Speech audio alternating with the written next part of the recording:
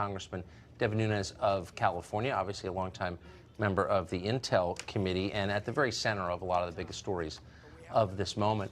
Congressman, thanks very much for joining us. I wanted to ask you about something specific, not directly related to your work in the House, and that's the news today that a Senate committee has subpoenaed the president's son, Donald Trump Jr., Senate, of course, still in Republican hands, that committee run by Senator Burr of North Carolina, a Republican.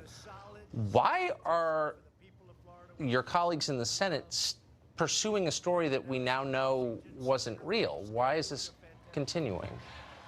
I'm assuming because the Senate numbers are so tight and so close with Republicans versus Democrats. Yes. And, you know, in the House, it's whoever has the gavel has all the power. Right.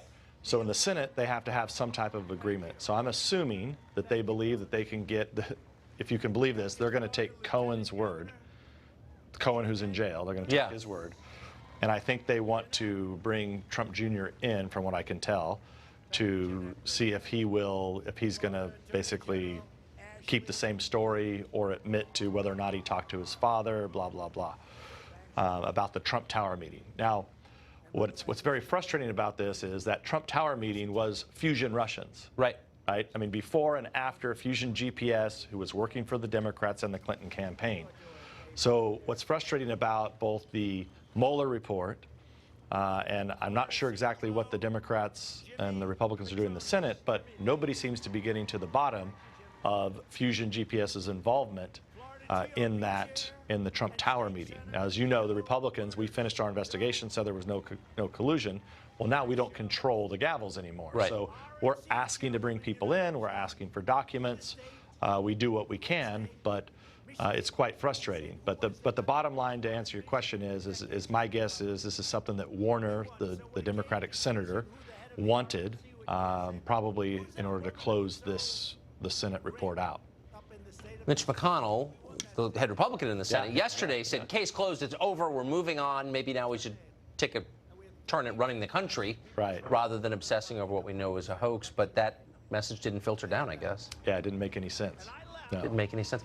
Since I got to ask you, how long till we start to see some of these key documents declassified, the ones you've been calling? Well, the president can do it any time that he wants. I think there's some folks who want to wait for the Inspector General to finish his work. I'm not in that camp. I think the sooner we get these out, the better. As a matter of fact, the requests are piling up, right? Like I sent another request on Friday asking about the Professor Mifsud. Right. Now, this is important because in what I call the Mueller dossier, the Mueller report, I call it the Mueller dossier because Mifsud is at the beginning of this. He's the first person, supposedly, who talks about emails from Russia that are going to compromise Hillary Clinton's campaign. You would think that Mueller would tell us who he is, but instead, he's very tricky about how he describes Mifsud. Because what we believe is that Mifsud is actually not some type of Russian asset, as the Mueller dossier makes him out to be. We believe that Mifsud is, in fact, just some type of Western intelligence person. Matter of fact, he was in Malta, which is a small country, small island in the part of the European Union. He was in the foreign ministry there. He taught school in London. He taught school in Rome.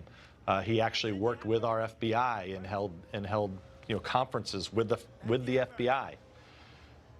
And this is the kicker of all of it. And this is going to really, I think, make people really laugh. So at the time that we were starting our Russia investigation, okay, in early 2017, guess who was in the U.S. Capitol at the invitation of the State Department? Who? Joseph Mifsud. This Russian asset. The one who's supposedly a Russian asset. The Russian asset. Amazing. In the U.S. Capitol, 100 feet from... We can't find this out quick enough, I would say.